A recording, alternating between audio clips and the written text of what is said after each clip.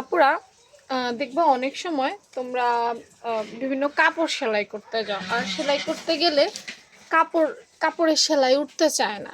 হ্যাঁ, এই জাতীয় কিছু হয়। আচ্ছা, ওই টাইপের এই মুহূর্তে আমার কাছে কোনো কাপড় নাই। তো আমি একটা নর্মাল জিনিস দিয়ে দেখাই।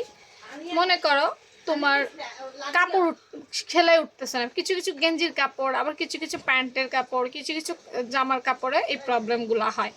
ধরো এইটা হচ্ছে সেই টাইপের একটা কাপড়, এটার মধ্যে কি হচ্ছে না, এটার মধ্যে মনে করো তোমার কাপড় সেলাই হচ্ছে না। তখন কি করবা, এই ধরনের কাগজ নিবা।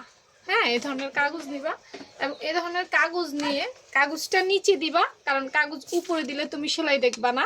তাই কাগজটা নিচে দিবা আর এটা উপরে দিবা। হ্যাঁ, দিয়ে তারপরে তোমার যেই যেই জায়গা দিয়ে সেলাই করা দরকার সেই সেই জায়গা দিয়ে সেলাই করবা। দেখবা সুন্দর মতো তোমার কিন্তু সেলাইটা উঠে যাবে। বুঝতে পারছো নি? কাগজটা নিচে দিবা কেন বলছি আবারও বলি, কাগজ যদি উপর দিয়ে দাও তাহলে তুমি কোন জায়গা দিয়ে সেলাই করবে এটা কিন্তু তুমি বুঝবা না। আর কাগজটা যদি নিচে দিয়ে দাও, এরকম নর্মাল কাপড় তো আমাদের কাগজ তো আছেই, তাই না? লেখা হোক অলেখা হোক যেমনি হোক সমস্যা নেই, এটা কাগজের নিচে দিবা আর এভাবে সেলাই করবা।